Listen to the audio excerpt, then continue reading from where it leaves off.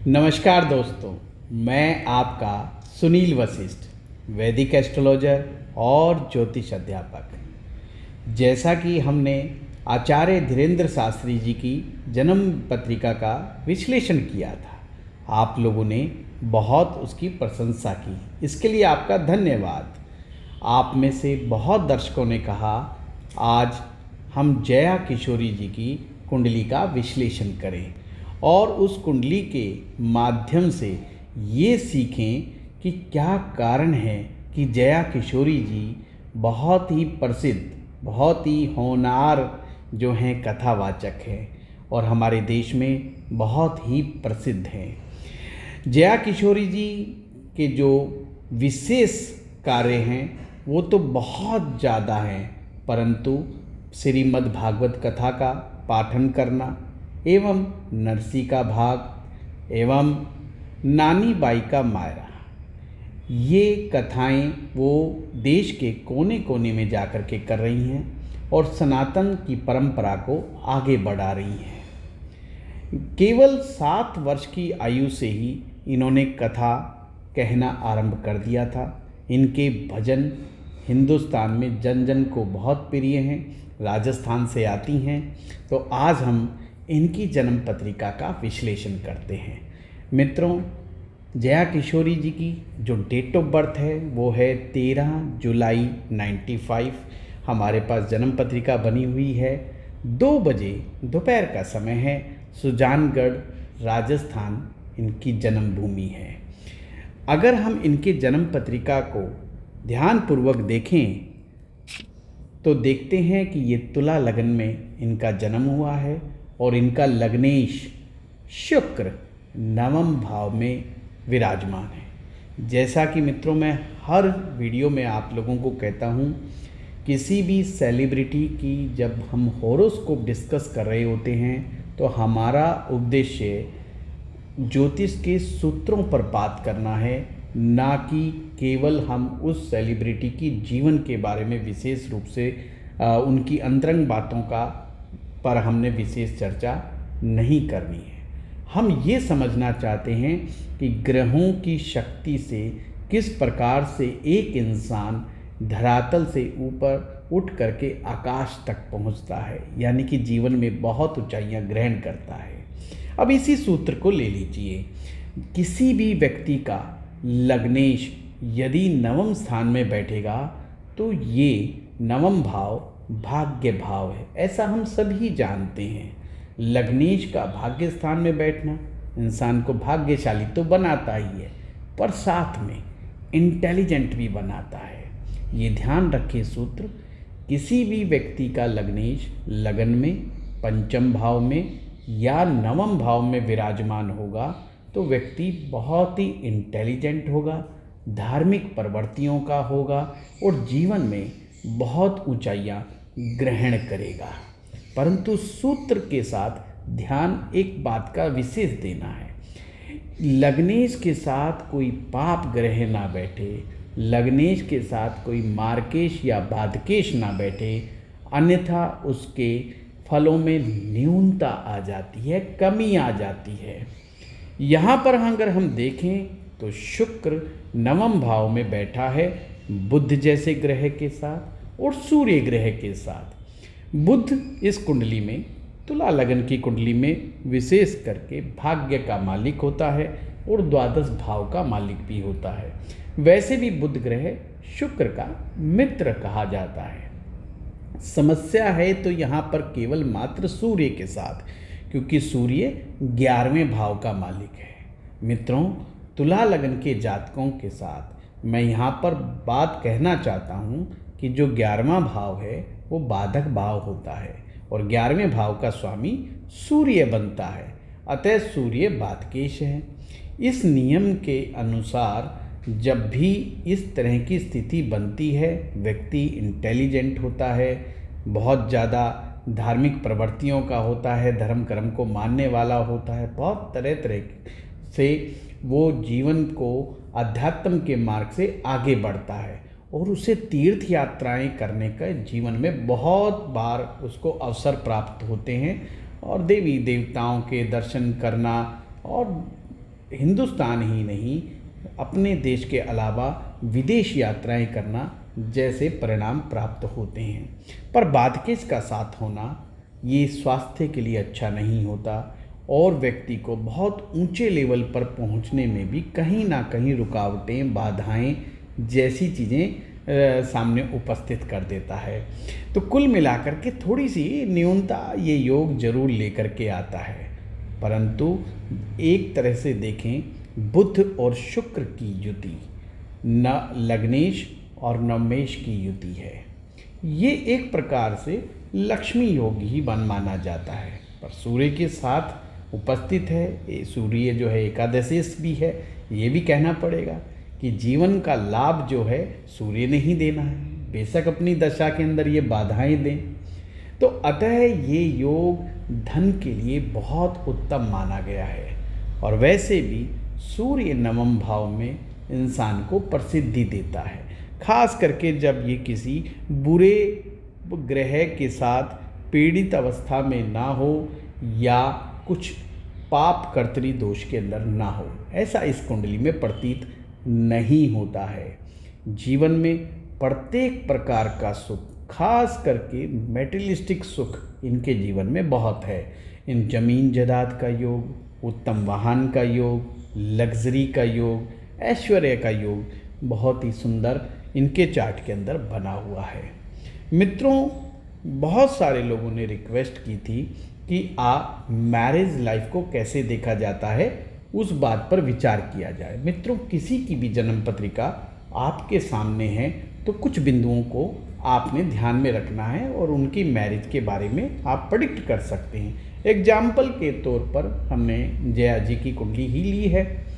तो यहाँ पर हम सबसे पहले आएंगे सप्तम भाव पर। कुंडली का सप्तम भाव दाम्पत्य जीवन का भाव है, यानी कि मैरिज का भाव है। इसी का लॉर्ड के पास जिम्मेवारी होती है कि विवाह को निभाना है और विवाह कितना चलना है कितना नहीं, ये जिम्मेवारी 7वें भाव के स्वामी के ऊपर होती है। यहाँ पर सप्तम भाव में मैं निशान लगा रहा हूँ, आप देख रहे हैं सप्तम भाव में केतु ग्रह विराजमान है। फिर से नियम सुनिए, विवाह स्थान में कोई भी ग्रह नहीं होना चाहिए। यहाँ पर केतु है और केतु पापक ग्रह है, ये भी एक बाधा है। ये विवाह होने में भी प्रॉब्लम पैदा करता है और आफ्टर मैरिज भी प्रॉब्लम पैदा कर सकता है। सप्तमेश को अगर हम देखें, यानी कि मंगल को देखें, तो मंगल 12वें भाव में विराजमान है। ये देखिए, जहाँ पर मंगल कन्या राशि के अंदर 12वें भाव में विराजमान है और ये अपने भाव से, भाव की स्थिति को जब हम देखते हैं तो छठा स्थान है। छठा स्थान अच्छा नहीं होता, ये सेपरेशंस का हाउस माना जाता है। लड़ाई झगड़ा, विवाद, फसाद इनका भाव माना जाता है। किसी भी व्यक्ति का सप्तमेश यदि छठे भाव में बैठ जाए, 8वें भाव में बैठ जाए, 12वें भाव में बैठ जाए तो मैरिज लाइफ के लिए कुछ अच्छा नहीं माना जाता। हाँ, अगर कोई शुभ ग्रह दृष्टि दे तो जरूर कुछ उसके नेगेटिव परिणामों में कमी देखी जाती है। अब हम यहाँ पर देखा कि यार भाव भी अच्छा नहीं है, भावेश भी अच्छा नहीं है, तो कारक की स्थिति के ऊपर देखना पड़ेगा, क्योंकि कारक के ऊपर सारी जिम्मेदारी आ गई। कारक का मतलब है क्वालिटी ऑफ योर स्पाउस। यहाँ पर कारक में सप्तम भाव का कारक, सप्तम भाव का कारक यहाँ पर हम शुक्र से लेते हैं और बुध से लेते हैं। लाल किताब के अनुसार बुध है, परंतु हमारे वैदिक ज्योतिष के अनुसार लड़की की जन्म पत्रिका में विवाह का कारक ग्रह बृहस्पति को माना गया है। तो अतः यहाँ पर भी हमें बृहस्पति को ही देखना पड़ेगा कि बृहस्पति की क्या स्थिति बनती है। और अगर ये पुरुष की कुंडली होती तो हमें शुक्र को देखना होता।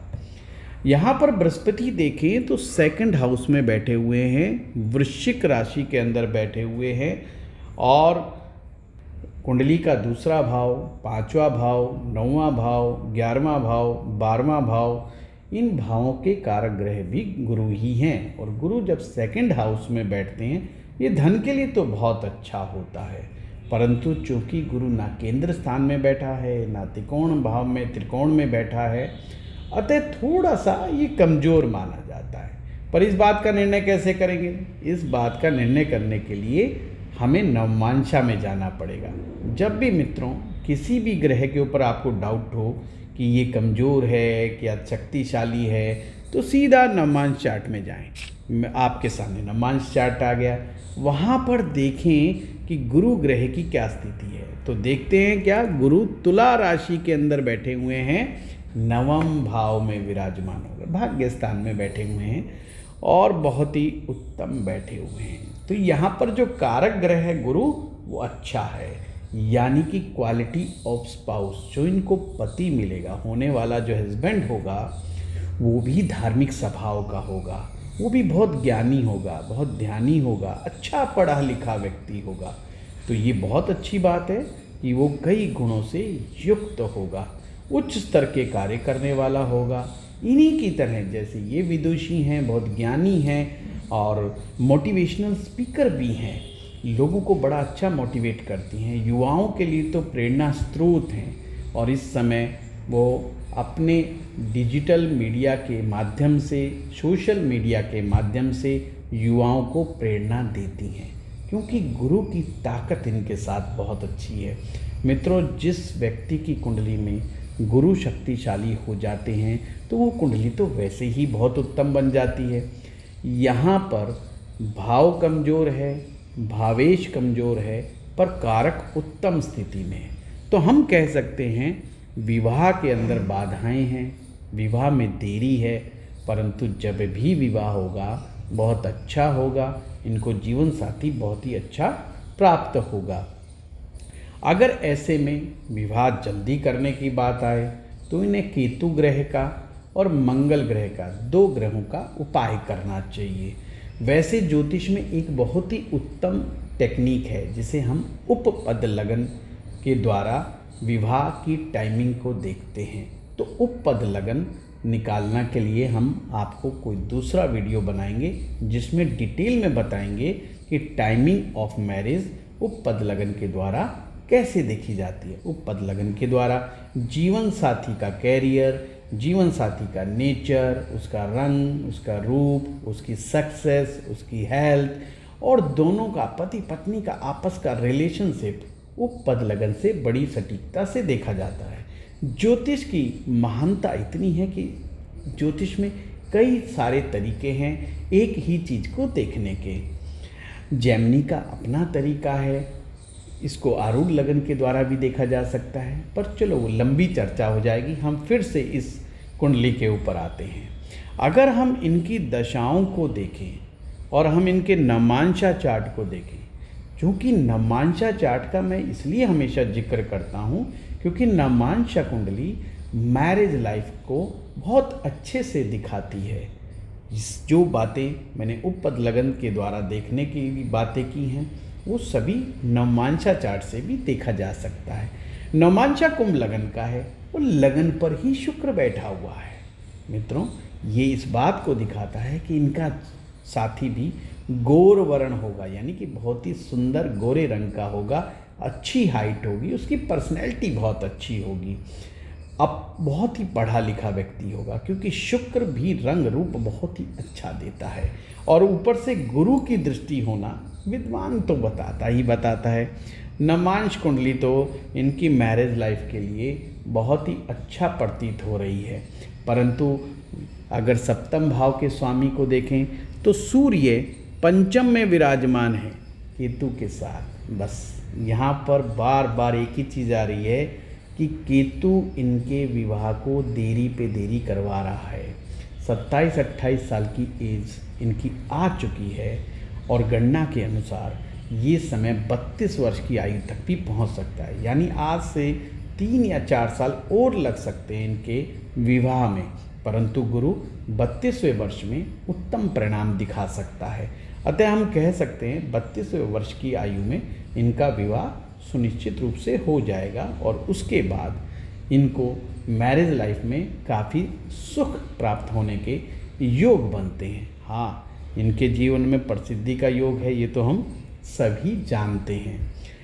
और कुछ दर्शक ये भी जानना चाहेंगे कि ये जो डिले हो रहा है, केतु के अलावा कौन सा और ग्रह है? जी हाँ, हम फिर आपको सप्तम भाव पे ले जाते हैं। सप्तम भाव के स्वामी मंगल है और मंगल 12वें में बैठा है। इसी मंगल ग्रह को नवमांश चार्ट में अगर आप देखते हैं तो कहाँ पाते हैं कि बेशक वो उच्च के हैं पर वो फिर से 12वें भाव में है।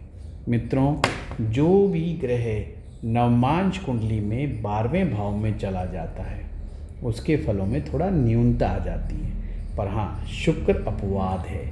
शुक्र नवमांशा के 12वें भाव में जाए तो फलों में न्यूनता नहीं आती है, पर अन्य ग्रहों के साथ आ जाती है। तो मंगल 28 वर्ष की आयु तक तो वैसे ही विवाह नहीं होने देगा। अतः ये सुनिश्चित है कि इनका 32 वर्ष की आयु के अंदर विवाह होने के योग हैं। बहुत ही सुंदर, बहुत ही प्यारी कुंडली है। अध्यात्म के मार्ग पर ये चल रही हैं, युवाओं को प्रोत्साहन दे रही हैं। मोटिवेशन, बहुत ही अच्छी मोटिवेशनल स्पीकर है। मैं दर्शकों से गुजारिश करूंगा आप सभी को जया किशोरी जी के मोटिवेशनल प्रोग्राम को अटेंड करना चाहिए, देखना चाहिए। उनको बहुत ही सुंदर बातें वो बताती हैं और अध्यात्म के मार्ग से भी वो बातें बताती हैं। मित्रों, आज का ये विश्लेषण हम यहीं तक रखते हैं। आपको ये वीडियो कैसा लगा आप हमें ज़रूर बताइए, कमेंट्स बॉक्स में ज़रूर लिखिएगा। हम आपके जो आप रिक्वेस्ट करते हैं हम उसके ऊपर वीडियो बनाएंगे, जैसा हमने अभी जया किशोरी जी के बारे में ये वीडियो बनाया। आप हमें कमेंट्स बॉक्स में ज़रूर लिखिए। हमारे इस वीडियो को लाइक कीजिए, शेयर कीजिए और यदि अभी तक आपने हमारे इस चैनल को सब्सक्राइब नहीं किया तो प्लीज़ सब्सक्राइब कर लीजिए। आपका बहुत बहुत धन्यवाद।